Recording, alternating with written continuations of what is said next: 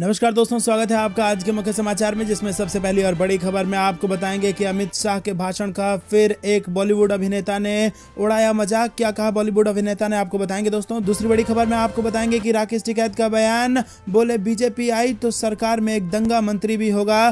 तो पूर्व आईएएस ने पूछा तो फिर ये क्या करेगा, लोग भी लेने लगे मजे। और तीसरी बड़ी खबर में जिक्र होगा कि सुभाषपा अध्यक्ष ओम प्रकाश राजभर ने कहा कि भाजपा ने हमारा इस्तेमाल किया और फिर किनारे कर दिया। चौथी बड़ी खबर में जिक्र होगा कि वरुण गांधी ने उठाया निजीकरण का मुद्दा, बोले नौकरी के साथ समाप्त हो रही है लाखों परिवारों की उम्मीदें। और पांचवी बड़ी खबर में आपको बताएंगे कि प्रयागराज में मंच पर स्मृति ईरानी का गुस्सा देखकर सख्ते में आए भाजपा नेता, किस वजह से चुपचाप खड़ी हुई किनारे, आपको बताएंगे दोस्तों। हर एक खबर की गहराई में आपको ले जाएंगे, लेकिन उससे पहले अगर आपको भी ऐसा लगता है कि उत्तर प्रदेश में भाजपा जा रही है और समाजवादी पार्टी आ रही है तो वीडियो लाइक करके समर्थन दर्ज कराइए। साथ ही साथ अगर चैनल पर नए हैं तो लाल बटन को दबा के चैनल को सब्सक्राइब कीजिए, घंटी बजाकर कमेंट में लिखिए जय हिंद और ज्यादा लोगों तक वीडियो शेयर कीजिए। दोस्तों रुक करते हैं सबसे पहली और बड़ी खबर की तरफ। बॉलीवुड अभिनेता ने उड़ाया अमित शाह के भाषण का मजाक, कहा 12वीं पास करके इंटर में एडमिशन नहीं लिया तो क्या होगा। जी हाँ दोस्तों, फिल्म मेकर और अभिनेता KRK अपने ट्वीट को लेकर छाए रहते हैं। अब एक बार फिर से KRK ने केंद्रीय गृह मंत्री अमित शाह के भाषण के दौरान एक बयान का मजाक उड़ाया है। दरअसल देश भर के 5 राज्यों में चुनाव हैं और नेताओं के भाषणों से सियासत का पारा चढ़ा हुआ है। ऐसे में सभी नेता चुनावों में बिजी हैं। दरअसल अमित शाह ने रायबरेली में चुनावी रैली के दौरान कह दिया था कि 12वीं पास करने के बाद जो इंटर में एडमिशन लेने वाले हैं उन हर स्टूडेंट को लैपटॉप दिए जाएंगे। अमित शाह के इसी बयान का खूब मजाक बन रहा है, क्योंकि 12वीं और इंटरमीडिएट एक ही बात होती है। अमित शाह के इस वीडियो को शेयर करते हुए KRK ने लिखा कि जो भी 12वीं पास करके इंटरमीडिएट में एडमिशन लेगा उसको लैपटॉप मिलेगा, और अगर आप ऐसा नहीं करेंगे तो आपको नहीं मिल पाएगा। KRK के साथ साथ तमाम नेटिजन्स इस वीडियो को अपनी प्रतिक्रिया दे रहे हैं। तो दोस्तों आपको बता दें कि मजाक उड़ना शुरू हो चुका है और अब बॉलीवुड के अभिनेता भी अमित शाह के इस भाषण का मजाक उड़ा रहे हैं। रुक करते हैं अगली बड़ी खबर की तरफ। बीजेपी आई तो सरकार में एक दंगा मंत्री भी होगा। राकेश टिकैत के इस बयान पर पूर्व आईएएस ने पूछा तो फिर ये क्या करेगा, लोग भी लेने लगे मजे। जी हाँ दोस्तों, आपको बता दें कि उत्तर प्रदेश विधानसभा चुनाव में तीसरे चरण की वोटिंग हो चुकी है। चौथे चरण के लिए चुनाव प्रचार भी थम चुका है, लेकिन नेताओं का एक दूसरे पर हमला बोलने का सिलसिला तेज होता जा रहा है। उत्तर प्रदेश में दंगा एक मुख्य मुद्दा होता ही है। पहले हुए दंगों का जिक्र कर बीजेपी लोगों को सुरक्षा का माहौल देने का दावा करती है तो विपक्ष बीजेपी पर ही दंगा करवाने का आरोप लगाता है। चुनाव के बीच अब एक बार फिर दंगे का मुद्दा चर्चा का विषय बन गया है। भारतीय किसान यूनियन के नेता राकेश टिकैत ने मीडिया से बात करते हुए कहा था कि चुनाव के बाद अगर भाजपा की सरकार आई तो यहां नई पोस्ट दंगा मंत्री की निकलने जा रही है। नागपुर से इसको लेकर ऑर्डर आ गया है, पोस्ट और निकाली जाएगी। राकेश टिकैत ने कहा था कि दंगा मंत्री से बयानबाजी करवाई जाएगी, क्योंकि इन सबको बयान देने पड़ते हैं तो सारे बदनाम हो जाते हैं। वहीं दोस्तों राकेश टिकैत के इस बयान का जिक्र करते हुए पूर्व IAS अधिकारी सूर्य प्रताप सिंह ने तंज कसते हुए ट्वीट किया कि बीजेपी आई तो एक दंगा मंत्री भी होगा, और आगे उन्होंने लिखा कि राकेश टिकैत तो फिर यो क्या करेगा भाई। अब पूर्व IAS के इस ट्वीट पर लोग अपने प्रतिक्रिया दे रहे हैं। सलमान तुर्की नाम के एक यूजर ने लिखा कि हिंदू मुस्लिम सिख ईसाई आपस में सब भाई के नारे में अगर जैन भी जोड़ दिया जाए तो वो नाराज ना होते और आज ये माहौल ना होता। दोस्तों रुक करते हैं अगली बड़ी खबर की तरफ। सुभाषपा अध्यक्ष ओम प्रकाश राजभर ने कहा कि भाजपा ने हमारा इस्तेमाल किया और फिर हमें किनारे कर दिया। जी हाँ दोस्तों, वर्ष 2017 का विधानसभा चुनाव भारतीय जनता पार्टी के साथ मिलकर लड़ने वाली सुहेलदेव भारतीय समाज पार्टी इस बार सपा गठबंधन में शामिल है। सुभाषपा के राष्ट्रीय अध्यक्ष ओम प्रकाश राजभर कहते हैं कि भाजपा समाज में नफरत के बीज बो रही है। वो कहते हैं कि भाजपा ने हमारा इस्तेमाल किया और फिर किनारे कर दिया। दोस्तों रुक करते हैं अगली बड़ी खबर की तरफ। वरुण गांधी ने उठाया निजीकरण का मुद्दा, बोले नौकरियों के साथ साथ समाप्त हो रही हैं लाखों परिवारों की उम्मीदें। जी हाँ दोस्तों, यूपी में 18वीं विधानसभा के लिए मतदान का सिलसिला लगातार जारी है। 7 चरण में होने वाले चुनाव के लिए चौथे चरण के लिए मतदान 23 फरवरी यानी कल होना है। और इस बीच अपने बेबाक बयानों को लेकर सुर्खियों में रहने वाले पीलीभीत सांसद वरुण गांधी ने एक बार फिर अपनी ही पार्टी पर निशाना साधा है। उन्होंने बेरोजगारी और निजीकरण के मुद्दे पर सरकार का घेराव किया है। आपको बता दें बीजेपी नेता वरुण गांधी ने ट्वीट कर लिखा कि केवल बैंक और रेलवे का निजीकरण ही 5 लाख कर्मचारियों को जबरन सेवानिवृत्ति यानी बेरोजगार कर देगा। समाप्त होती हर नौकरी के साथ ही समाप्त होती जा रही है लाखों परिवारों की उम्मीदें। सामाजिक स्तर पर आर्थिक असमानता पैदा कर एक लोक कल्याणकारी सरकार पूंजीवाद को बढ़ावा कभी नहीं दे सकती। दोस्तों रुक करते हैं अगली बड़ी खबर की तरफ। प्रयागराज में मंच पर स्मृति ईरानी का गुस्सा देख सकते में आए बीजेपी नेता और चुपचाप खड़ी रही किनारे। जी हां दोस्तों, उत्तर प्रदेश के प्रयागराज में जनसभा करने पहुंची केंद्रीय मंत्री स्मृति ईरानी मंच पर ज्यादा भीड़ और अव्यवस्था देखकर नाराज हो गई। नाराजगी की वजह से वो काफी देर तक खड़ी रहीं और कुर्सी पर नहीं बैठी। स्मृति ईरानी बीजेपी उम्मीदवार के पक्ष में सभा करने के लिए आई हुई थी और सभा शहर उत्तरी विधानसभा सीट के कटरा इलाके में शाम के वक्त होनी थी। स्मृति ईरानी तय वक्त से करीब 1.5 घंटे देरी से पहुंची। सड़क पर लगाए गए मंच पर इतनी ज्यादा भीड़ थी कि स्मृति ईरानी के पहुंचने के बाद मंच हिलने लगा। मंच पर मौजूद लोग फोटो खिंचाने और नारा लगाने के फेर में अव्यवस्था पैदा कर रहे थे। दोस्तों रुक करते हैं अगली बड़ी खबर की तरफ। यूपी चुनाव में त्रिशंकु विधानसभा की स्थिति में केजरीवाल बीजेपी के खिलाफ गठबंधन। आम आदमी पार्टी मुखिया और दिल्ली के मुख्यमंत्री अरविंद केजरीवाल ने प्रधानमंत्री नरेंद्र मोदी द्वारा साइकिल को आतंकवाद से जोड़े जाने को गरीबों पर चोट करार देते हुए उत्तर प्रदेश में त्रिशंकु विधानसभा की स्थिति में बीजेपी विरोधी धड़े का साथ देने का संकेत दिया। केजरीवाल ने लखनऊ और बाराबंकी में आम आदमी पार्टी प्रत्याशियों के समर्थन में आयोजित चुनावी जनसभाओं को संबोधित किया। उन्होंने प्रधानमंत्री नरेंद्र मोदी द्वारा रविवार को समाजवादी पार्टी को घेरने के लिए अहमदाबाद बम धमाकों समेत ऐसी विभिन्न घटनाओं में साइकिल का इस्तेमाल किए जाने संबंधी तंज को साइकिल चलाने वाले गरीबों पर चोट करार दिया है। रुक करते हैं अगली बड़ी खबर की तरफ। कुंडा पर 3 दशकों से राजा भैया का है राज, क्या 2022 में टूट पाएगा जीत का सिलसिला। जी हां दोस्तों, उत्तर प्रदेश विधानसभा चुनाव जैसे जैसे नजदीक आ रहा है, राजनीतिक सरगर्मियां भी तेज होनी शुरू हो गई हैं। यूपी के प्रतापगढ़ जिले की कुंडा विधानसभा सीट इस बार भी हॉट सीट मानी जा रही है। इसकी वजह है रघुराज प्रताप सिंह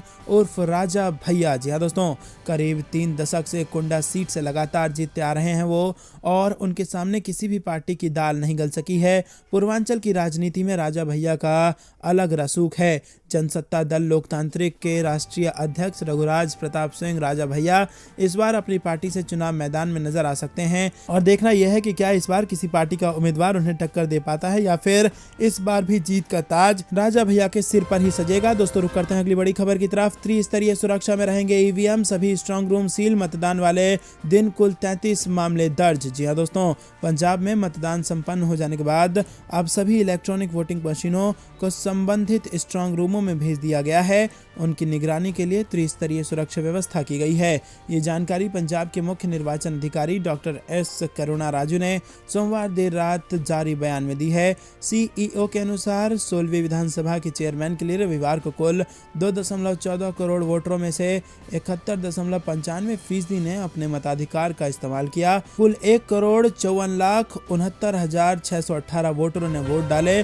दोस्तों रुक करते हैं अगली बड़ी खबर की तरफ, जो कि मौसम विभाग से आ रही है। दिल्ली में चलेंगी तेज हवाएं, पश्चिमी विक्षोभ के चलते कई राज्यों में बारिश का अलर्ट। जी हां दोस्तों, आपको बता दें कि एक नए पश्चिमी विक्षोभ के चलते उत्तर भारत में एक बार फिर मौसम बदलने के आसार हैं। भारतीय मौसम विज्ञान विभाग के मुताबिक चक्रवाती हवाओं का क्षेत्र दक्षिण पूर्व बंगाल की खाड़ी और उससे सटे अंडमान सागर के ऊपर बना हुआ है, और इसके अलावा 22 फरवरी की शाम तक पश्चिमी हिमालय के पास एक नया पश्चिमी विक्षोभ आने की उम्मीद है।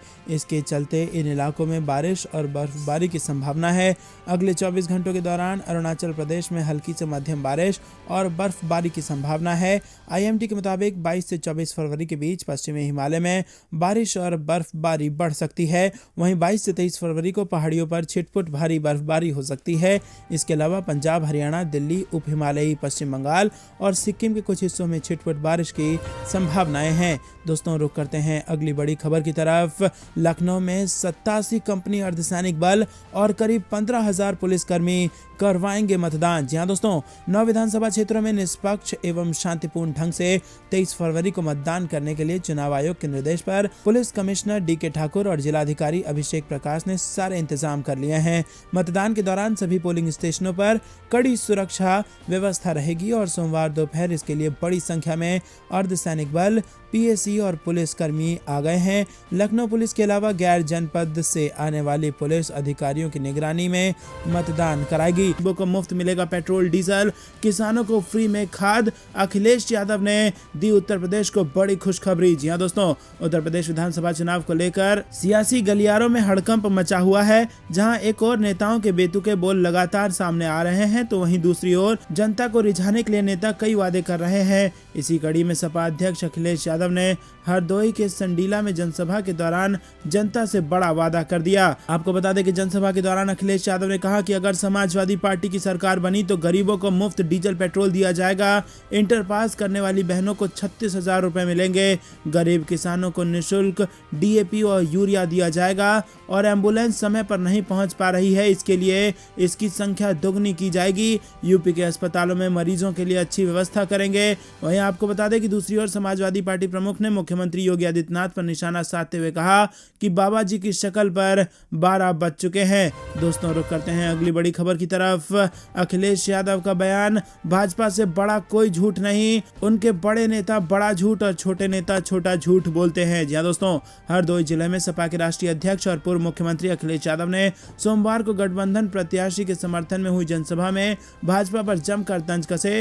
उन्होंने कहा कि भाजपा के लोग सिर्फ झूठ बोलना जानते हैं और उनके छोटे नेता छोटा और बड़े नेता बड़ा झूठ बोलते हैं। इसी के साथ अखिलेश यादव बोले कि खाली पड़े 11 लाख पदों पर नियुक्तियां की जाएंगी। गौशालाएं में गाय भूखी मर रही हैं, जिन्हें पिछले 500 रुपए पहले उन्हें 1500 रुपए पेंशन दी जाएगी। कर्मचारियों की पुरानी पेंशन बहाल की जाएगी। साथ ही प्रदेश में आईटी कॉलेजों की स्थापना की जाएगी। दोस्तों, अस्पतालों को अच्छा बनाया जाएगा। एक के बाद एक बड़े ऐलान किए हैं अखिलेश यादव ने और उत्तर प्रदेश की जनता को बड़ी उम्मीदें उनसे होने लगी हैं। रुक करते हैं अगली बड़ी खबर की तरफ। अखिलेश यादव और ओम प्रकाश राजभर के बयान, बोले भाजपा की खड़ी हो गई है खटिया, इसीलिए इनके बयान आ रहे हैं घटिया। जी हां दोस्तों, हरदोई के संडीला में समाजवादी पार्टी के राष्ट्रीय अध्यक्ष अखिलेश यादव और सुभाषपा के ओम प्रकाश राजभर ने संयुक्त रैली करके भाजपा पर प्रहार किया। उन्होंने कहा कि 3 चरण के चुनाव में बीजेपी की खड़ी हो चुकी है खटिया, इसीलिए इनके बयान आ रहे हैं घटिया। दोनों ने संयुक्त हमला करते हुए कहा कि बीजेपी सब कुछ बेचती जा रही है। उन्होंने दावा किया कि 3 चरणों के बाद ही बीजेपी की सारी गर्मी शांत हो गई है। यूपी के पूर्व मुख्यमंत्री अखिलेश यादव ने कहा कि 10 मार्च को यूपी की सरकार बदल जाएगी। उन्होंने कहा कि एक अंग्रेजी अखबार ने सबका नाम बदलने वाले मुख्यमंत्री का ही नाम बदलकर बुलडोजर बाबा कर दिया है। उन्होंने कहा कि भाजपा में जो जितना बड़ा है वो उतना बड़ा झूठा है। उन्होंने किसानों से भी पूछा कि भाजपा कहती आ रही थी कि 2022 तक किसानों की आय दुगनी हो जाएगी, लेकिन क्या किसी किसान की आय दुगनी हो पाई? किसानों को समय पर खाद नहीं मिल पा रहा है। रुक करते हैं अगली बड़ी खबर की तरफ। हरीश रावत ने बताया उत्तराखंड का रिजल्ट, कांग्रेस को इस बार मिलने जा रही है 45 से 48 सीटें। जी हां दोस्तों, 70 में से 48 सीट लाने का दावा कर रही है कांग्रेस पार्टी। उत्तराखंड में 2002 में पहले विधानसभा चुनाव से इस साल हुए चुनावों की तुलना करते हुए पूर्व मुख्यमंत्री हरीश रावत ने सोमवार को दावा किया कि इस बार भाजपा के खिलाफ ज्यादा मजबूत सत्ता विरोधी लहर के चलते कांग्रेस कम से कम 45 से 48 सीटें प्राप्त करेगी। रावत ने कहा कि अगर 2002 और 2022 के विधानसभा चुनाव की तुलना करें तो हम इस बार ज्यादा अच्छी स्थिति में हैं। वर्ष 2002 में हमने चुनाव अपनी पॉजिटिविटी पर जीता था, जबकि उस वक्त भाजपा सरकार के खिलाफ एंटी इनकम्बेंसी भी कम थी। रुक करते हैं अगली बड़ी खबर की तरफ। अखिलेश यादव से गठबंधन को तैयार केजरीवाल, कहा पहले किसान और अब साइकिल चलाने वालों को आतंकवादी कह रही है भाजपा। जी हां दोस्तों, आम आदमी पार्टी संयोजक और दिल्ली के मुख्यमंत्री अरविंद केजरीवाल ने कहा कि उत्तर प्रदेश विधानसभा में किसी भी दल को पूर्ण बहुमत नहीं मिलने की दिशा में भारतीय जनता पार्टी को सत्ता की रेस से बाहर करने के लिए यदि जरूरत पड़ी तो उनकी पार्टी सरकार में शामिल होकर किए गए सारे वादों को पूरा करेगी। वहीं आपको बता दें कि कैसरबाग में रिफाए आम क्लब में सोमवार को एक चुनावी जनसभा को संबोधित करते हुए केजरीवाल ने कहा कि बीजेपी को बाहर रखने के लिए हमारी जरूरत पड़ी तो हम पीछे नहीं रहेंगे। वहीं हंग हाउस हुआ तो बीजेपी को बाहर रखने के लिए हम सरकार में शामिल किए गए तो सारी गारंटी मैं पूरी कर दूंगा। समाजवादी पार्टी का नाम लिए बगैर उन्हें पंथ हुए केजरीवाल ने कहा कि पहले किसानों को आतंकी कहने वाले अब साइकिल चलाने वालों को आतंकी कह रहे हैं। हैं, ये गरीबों पर चोट है। गरीबों को प्रधानमंत्री आतंकवादी बोल रहे हैं। साइकिल वालों, जब बटन दबाने जाओ तब बता देना कि भाजपा वाले आतंकवादी हैं या फिर साइकिल वाले। उन्होंने कहा कि पिछले 5 साल में केंद्र में नरेंद्र मोदी का राज है, जबकि उत्तर प्रदेश में योगी की सरकार है। पिछले 70 साल से देश में कांग्रेस और बीजेपी का ही राज रहा है। दोस्तों, रुक करते हैं अगली बड़ी खबर की तरफ। पूर्वांचल में भारतीय जनता पार्टी का खाता नहीं खुलने दूंगा। हरदोई रैली में अखिलेश यादव के साथ गरजे ओम प्रकाश राजभर। जी हां दोस्तों, यूपी विधानसभा चुनाव के लिए 3 चरणों का मतदान हो चुका है। बाकी बचे हुए 4 चरणों के लिए चुनाव प्रचार जारी है। बचे हुए चरणों में पूर्वांचल रीजन में बीजेपी और सपा के बीच कड़ी टक्कर होने की उम्मीद जताई जा रही है। यही कारण है कि यहां दोनों पूरी ताकत लगा रहे हैं। इसी क्रम में एक जनसभा को संबोधित करते हुए सपा गठबंधन में शामिल हुए ओम प्रकाश राजभर ने दावा किया कि पूर्वांचल में बीजेपी का वो खाता भी नहीं खुलने देंगे और इस सभा को सपा प्रमुख अखिलेश यादव ने भी संबोधित किया। हरदोई में रैली को संबोधित करते हुए राजभर ने जमकर मोदी योगी सरकार पर निशाना साधा। उन्होंने कहा कि पीएम मोदी ने वादा किया था कि वो देश नहीं बिकने देंगे, लेकिन सब कुछ बेच दिया। रेलवे बेच दिया, बैंक बेच दिया, हवाई जहाज बेच दिया, कोयला का खदान बेच दिया। दोस्तों, क्या आप भी ओम प्रकाश राजभर की इस बात का समर्थन करते हैं? तो दोस्तों, अगर अभी तक वीडियो लाइक नहीं किया है तो लाइक करके अपना समर्थन जरूर दर्ज कराइए। रुक करते हैं अगली बड़ी खबर की तरफ, जिसमें आपको बता दें कि चौथे चरण की वोटिंग के लिए प्रचार का थम चुका है शोर। राजधानी लखनऊ समेत 9 जिलों की 59 सीटों पर 23 तारीख को मतदान। जी हां दोस्तों, यूपी विधानसभा चुनाव के चौथे चरण की वोटिंग के लिए प्रचार का शोर सोमवार को थम गया। 23 फरवरी बुधवार को 9 जिलों की 59 सीटों पर वोट डाले जाएंगे। मंगलवार की शाम तक सभी पोलिंग बूथों पर पोलिंग पार्टियां पहुंच जाएंगी। चौथे चरण में पीलीभीत, खीरी, सीतापुर, हरदोई, उन्नाव, लखनऊ, रायबरेली, बांदा और फतेहपुर में मतदान होगा। रुक करते हैं अगली बड़ी खबर की तरफ। चारा घोटाला मामले में सजा पर लालू यादव का बयान, कहा साथ है जिसका हौसला क्या तोड़ेगी सलाखें। जी हां दोस्तों, आपको बता दें कि डोरंडा कोषागार से जुड़े चारा घोटाला के मामले में सोमवार को बिहार के पूर्व मुख्यमंत्री लालू प्रसाद यादव को सीबीआई कोर्ट ने 5 साल की सजा सुना दी।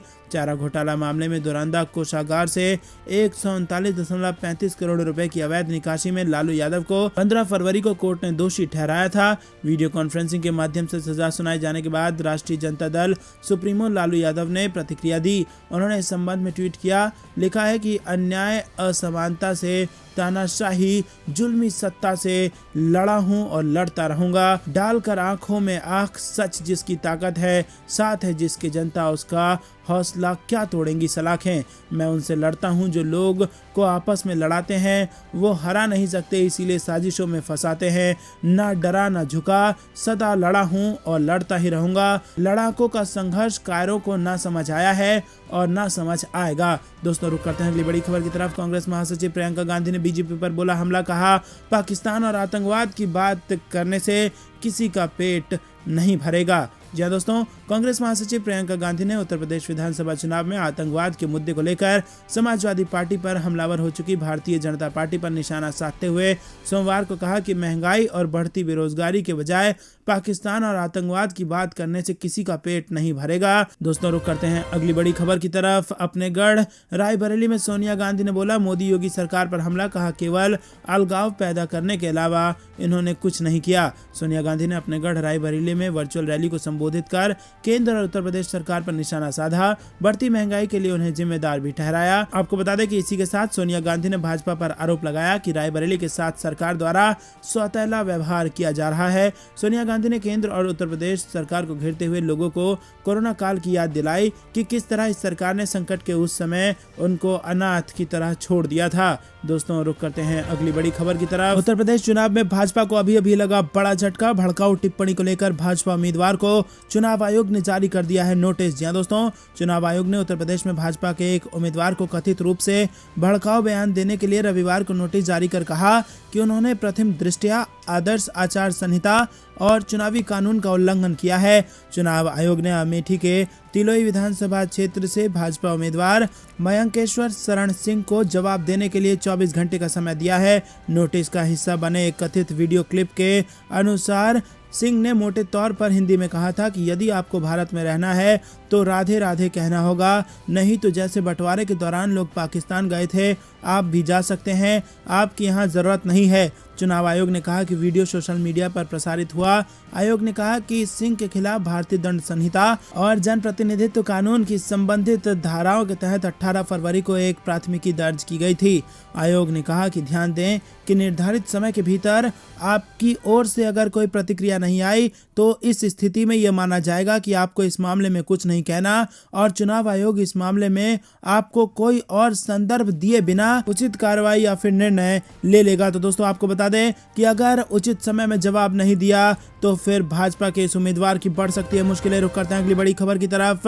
उत्तर प्रदेश में समाजवादी पार्टी के अनुकूल बह रही है एक तरफा लहर। रामगोपाल यादव बोले कि करहल में 1.5 लाख वोट से जीतेंगे अखिलेश यादव। जी हां दोस्तों, राज्यसभा सदस्य एवं समाजवादी पार्टी के वरिष्ठ नेता रामगोपाल यादव ने रविवार को दावा किया कि सपा प्रमुख अखिलेश यादव करहल से 1.5 लाख वोट के अंतर से चुनाव जीतेंगे। सैफई में अपना वोट देने के बाद रामगोपाल यादव ने कहा कि राज्य में सपा के अनुकूल एक तरफा लहर है और लोग 10 मार्च को अखिलेश आने और बाबा की विदाई करने के लिए व्यग्र हैं। वहीं आपको बता दें कि अखिलेश यादव के खिलाफ एसपी बघेल को चुनावी मैदान में उतारने की भारतीय जनता पार्टी की रणनीति पर उन्होंने कहा कि बघेल की उम्मीदवारी से एक भी सपा कार्यकर्ता दबाव में नहीं है। करहल के लोग उनकी जमानत जब्त करा के वापस भेज देंगे।